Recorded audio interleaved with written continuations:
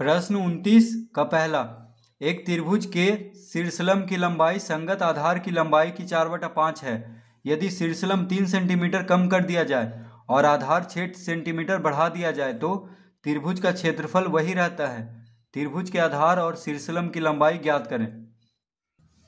प्रश्न 29,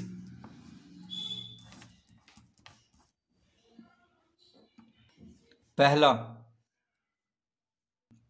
तो प्रश्न में कह रहा है कि त्रिभुज के शीर्षलंब की लंबाई आधार की लंबाई की 4/5 है। तो आधार की लंबाई को पहले x मानना होगा, तो हम लिखेंगे माना कि त्रिभुज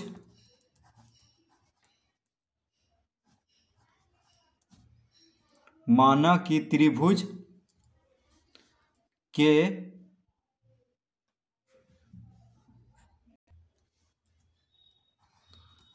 आधार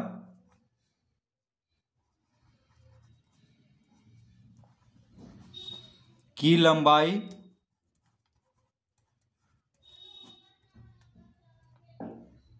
बराबर x सेंटीमीटर, यानी त्रिभुज के आधार की लंबाई को हम x सेंटीमीटर मान लेंगे। ठीक है, क्योंकि कह रहा है शीर्षलंब की लंबाई संगत आधार की लंबाई की 4/5 है। तो अब शीर्षलंब की लंबाई कितना हो जाएगा, 4/5x, यानी आधार की लंबाई की 4/5 है शीर्षलंब। तो लिखेंगे शीर्षलंब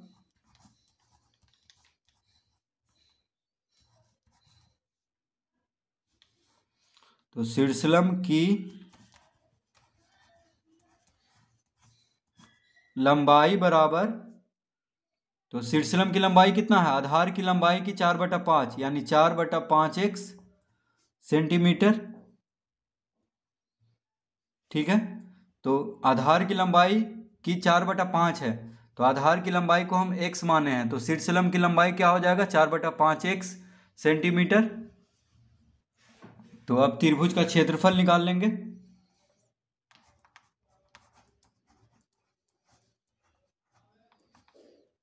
तो त्रिभुज का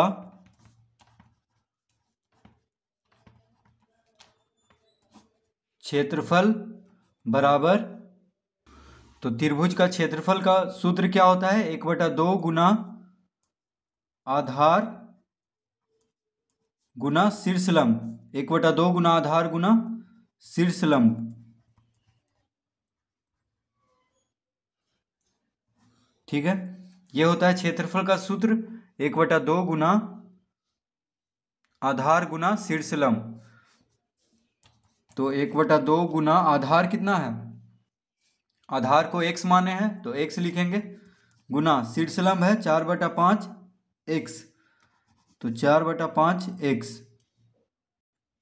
तो आधार सेंटीमीटर में है, 1 सेंटीमीटर हम लिए थे, और शीर्षलंब की लंबाई 4/5x सेंटीमीटर। तो सेंटीमीटर, आधार और शीर्षलंब दोनों सेंटीमीटर में है, तो हम यहाँ पे लिखेंगे वर्ग सेंटीमीटर, यानी सेंटीमीटर का घात 2, क्योंकि सेंटीमीटर सेंटीमीटर 2 बार गुना हो रहा है। यहाँ पे भी देखिए सेंटीमीटर ये में आधार भी है और शीर्षलंब भी।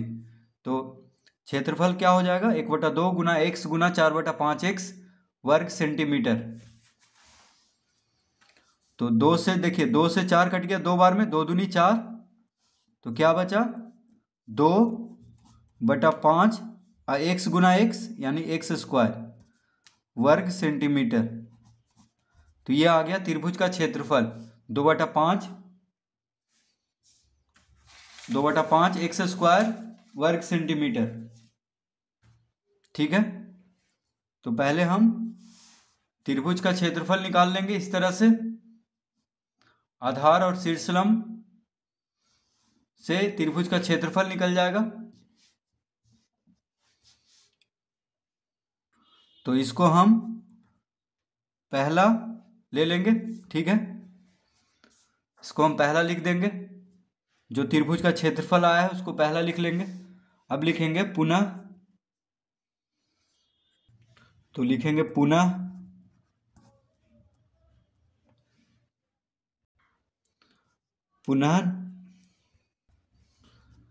प्रश्नानुसार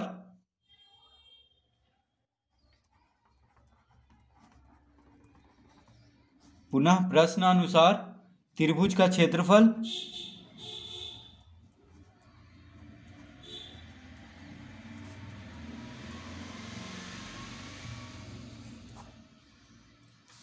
त्रिभुज का क्षेत्रफल क्या हो जाएगा?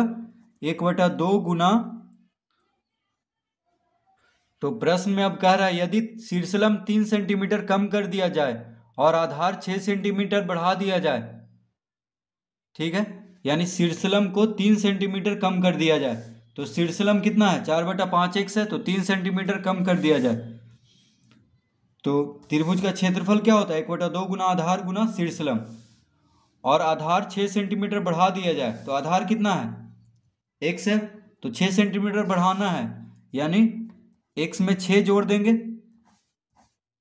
गुना, तो ये हो गया। देखिए नए जो त्रिभुज प्रश्न में कह रहा है, तो पुनः प्रश्न अनुसार नए त्रिभुज का क्षेत्रफल लिख सकते हैं। यहाँ पे देखिए नए लिख देंगे, तो पुनः प्रश्न अनुसार नए त्रिभुज का क्षेत्रफल 1/2 गुना x जोड़ 6, तो कह रहा है आधार को 6 सेंटीमीटर बढ़ा दिया जाए, तो आधार को हम x माने हैं, ठीक है, शुरू में, तो उसमें 6 सेंटीमीटर जोड़ देंगे, यानी 6 जोड़ देंगे, तो 1/2 गुना आधार गुना शीर्षलंब होता है त्रिभुज का क्षेत्रफल का सूत्र, तो 1/2 गुना आधार में 6 सेंटीमीटर बढ़ा दिया गया है, तो x जोड़ 6 कर देंगे, और शीर्षलंब में 3 सेंटीमीटर कम कर दिया जाए, तो शीर्षलंब को हम कितना माने थे?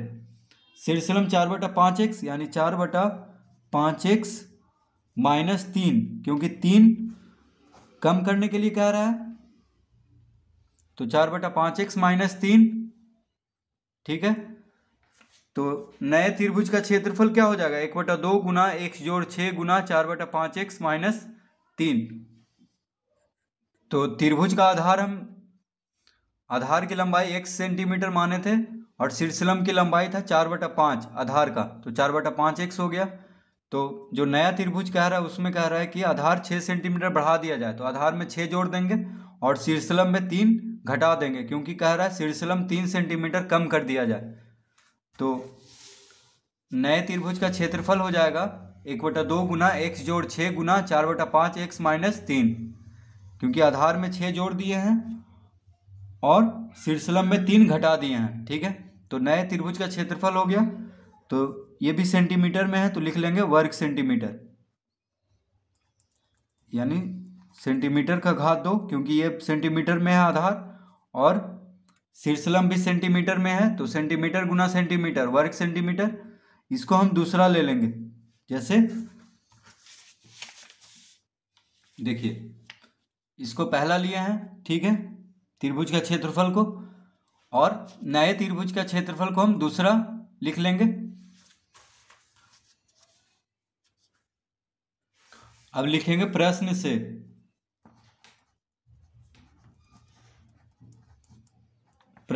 तो प्रश्न से क्या कह रहा है कि यदि शीर्षलंब 3 सेंटीमीटर कम कर दिया जाए और आधार 6 सेंटीमीटर बढ़ा दिया जाए, तो त्रिभुज का क्षेत्रफल वही रहता है, यानी दोनों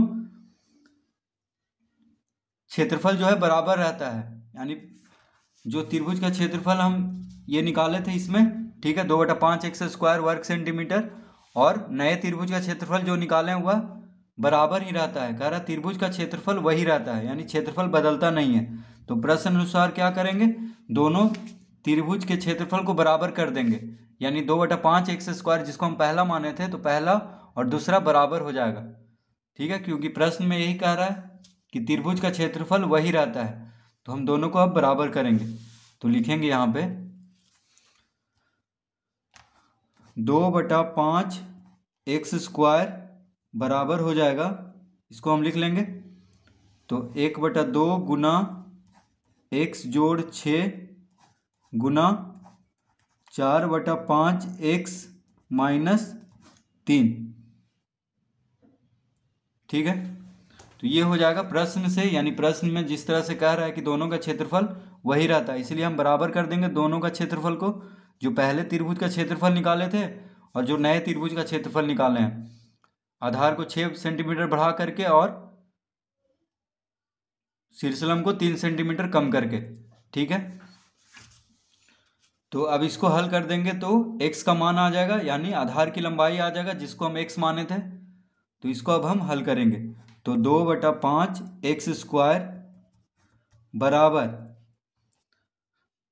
तो x जोड़ 6 गुना 4/5 x माइनस 3। तो इसको पहले गुना कर लेते हैं। तो 1/2 गुना, अब x जोड़ 6 गुना 4/5 x माइनस 3।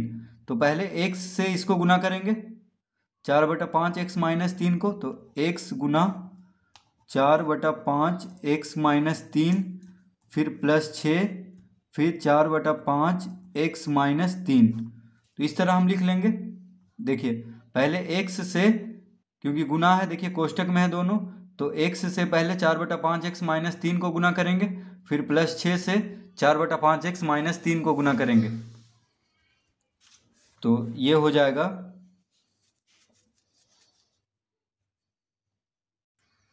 तो इसको हम लिख लेंगे 2/5 एक्स स्क्वायर बराबर 1/2 गुना, अब इसको गुना करेंगे x से तो हो जाएगा 4/5 एक्स स्क्वायर माइनस 3 गुना x 3x प्लस 6 चौक 24/5 x माइनस 6 18। देखिए तो x से पहले इसको गुना करेंगे तो 4/5 एक्स गुना एक्स स्क्वायर हो जाएगा, यानी 4/5 एक्स स्क्वायर।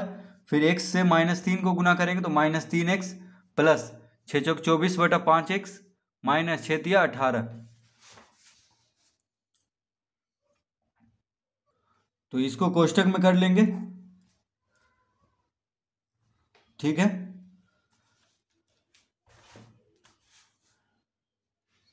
अब 1/2 जो है गुना में है, देखिए बराबर के दायां तरफ गुना में है 1/2, तो इसको हम इधर लेके आएंगे तो हो जाएगा 2 2, देखिए भागा में हुआ 1/2, ठीक है। तो 2 क्या हुआ, यहाँ पे बटा में है तो भागा में हुआ 2, तो 2 को इधर लाएंगे तो गुना में हो जाएगा, यानी 2 दूनी 4।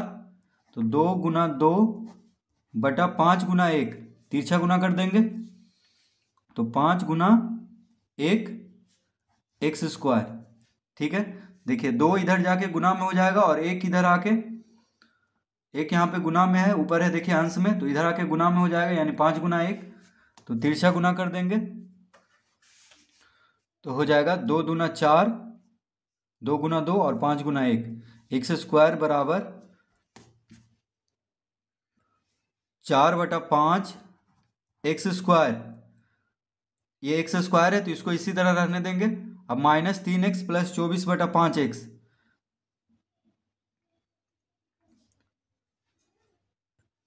तो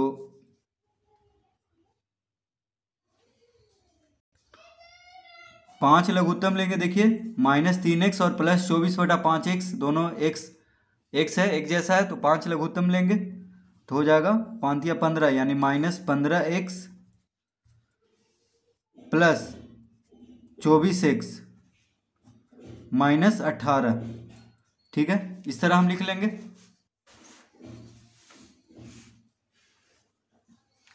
तो ये हो जाएगा 2 दूनी 4, 4/5 एक्स स्क्वायर, और इसको इधर लाएंगे 4/5 एक्स स्क्वायर को, तो -4/5 एक्स स्क्वायर हो जाएगा बराबर -15 और प्लस 24, 24 में से 15 गया तो 14 में से 5 गया तो 9, यानी 9/5 एक्स -18।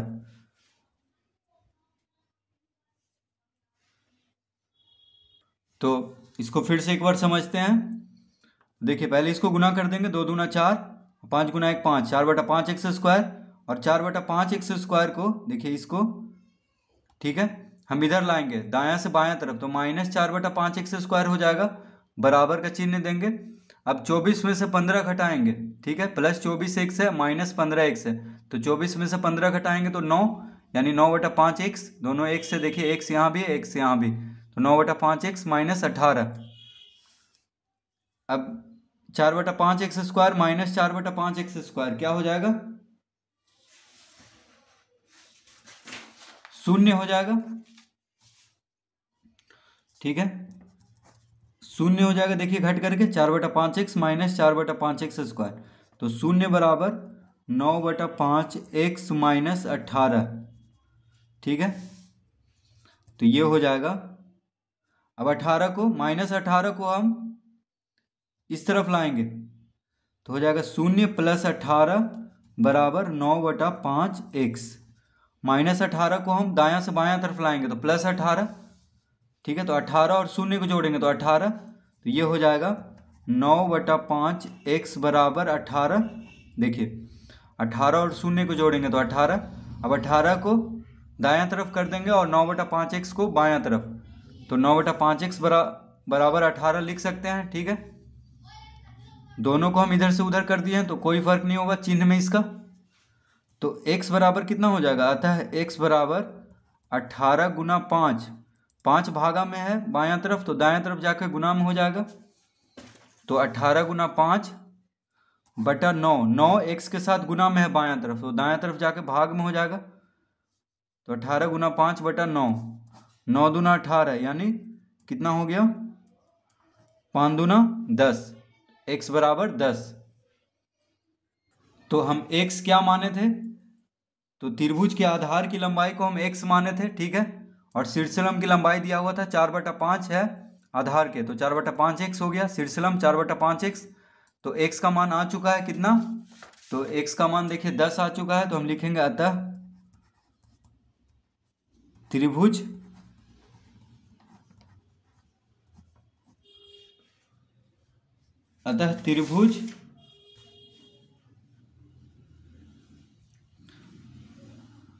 त्रिभुज के आधार की लंबाई बराबर 10 सेंटीमीटर। त्रिभुज के आधार की लंबाई बराबर 10 सेंटीमीटर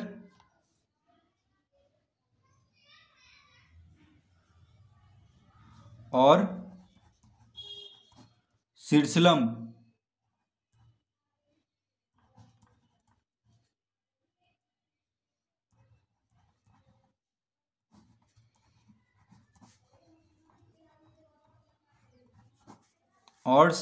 की लंबाई बराबर 4/5x, यानी 4/5 गुना 10। देखिए x का मान 10 है, 4/5x लिए थे शीर्षलम की लंबाई, तो 4/5 गुना 10, तो 5 दूना 10 कट गया, यानी कितना आ गया 4 दूना 8 सेंटीमीटर।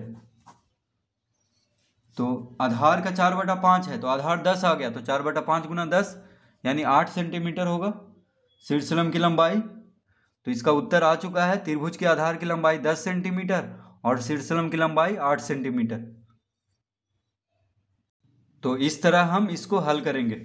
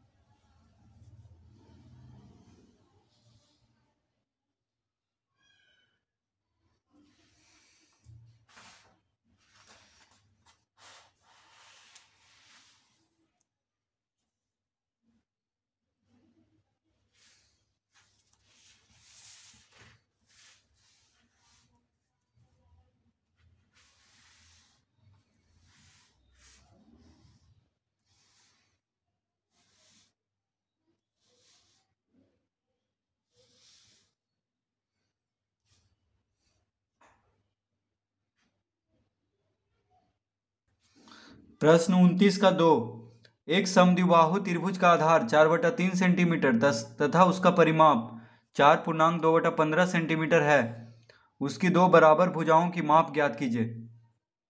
तो प्रश्न 29 का दूसरा, तो हम लिखेंगे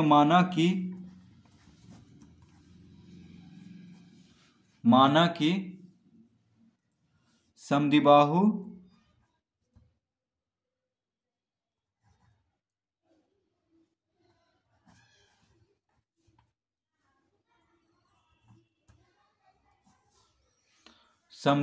त्रिभुज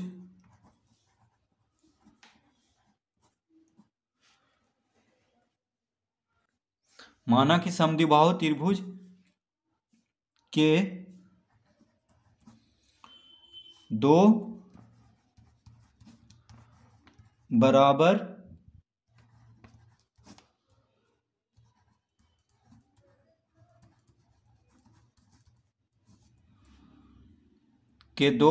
भुजाओं, माना कि समद्विबाहु त्रिभुज के दो बराबर भुजाओं में प्रत्येक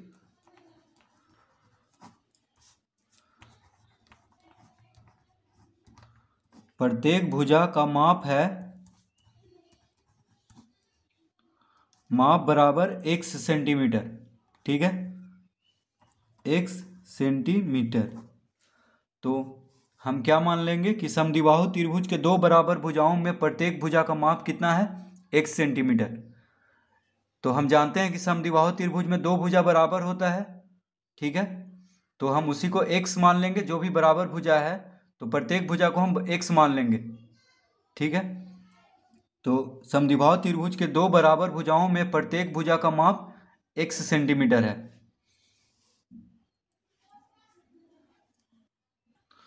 और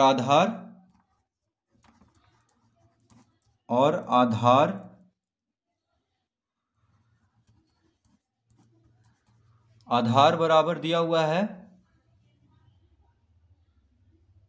4/3 सेंटीमीटर, 4/3 सेंटीमीटर। ठीक है, तो दो बराबर भुजाओं में प्रत्येक भुजा का माप हम x मान लिए हैं और आधार दिया हुआ है 4/3 सेंटीमीटर। ठीक है, तो त्रिभुज का परिमाप बराबर दिया हुआ है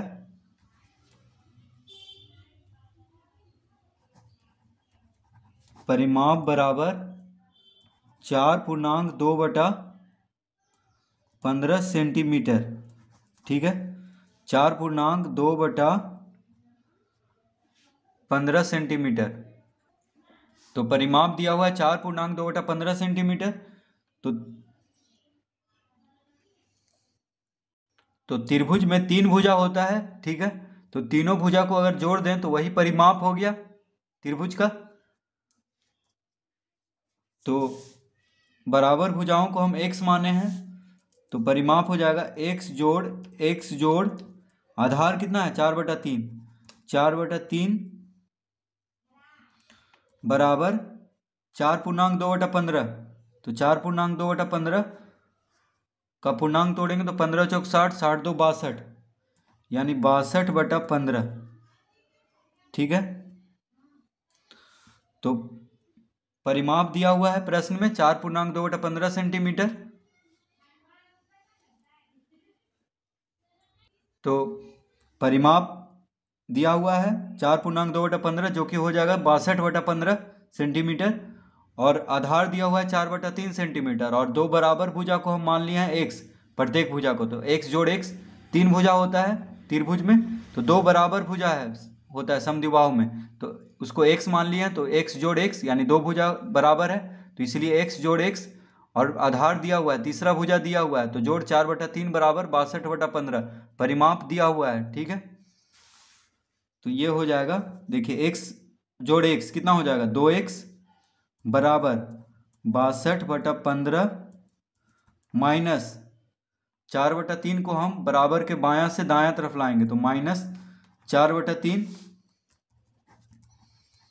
तो 2x बराबर 15 और 3 का लघुत्तम 15, 15 और 3 का लघुत्तम 15। तो यहाँ पे 62 लिख देंगे, माइनस 3 से 15 5 बार में कटता है, तो 5 गुना 4 5 चौक 20।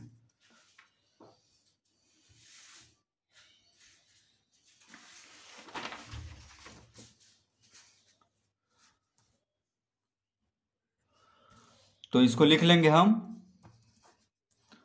2x बराबर 62 में से 20 को घटाएंगे, ठीक है। तो 2 में से 0 गया 2, 6 में से 2 गया 4, यानी 42/15।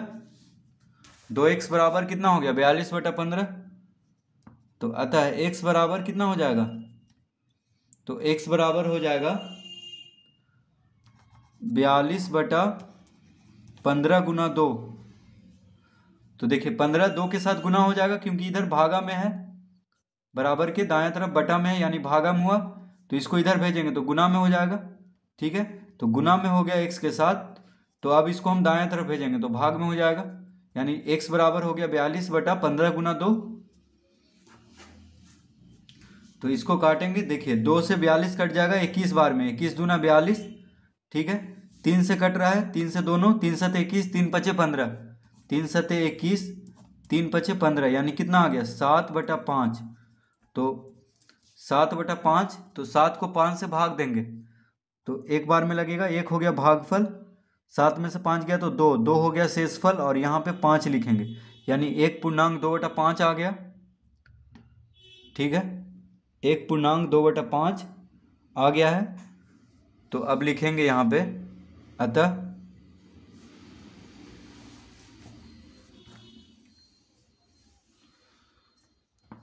अतः समद्विबाहु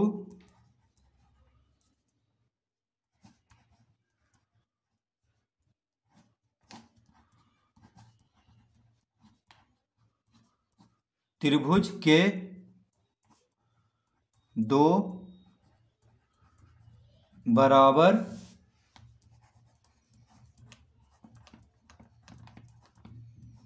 भुजाओं में प्रत्येक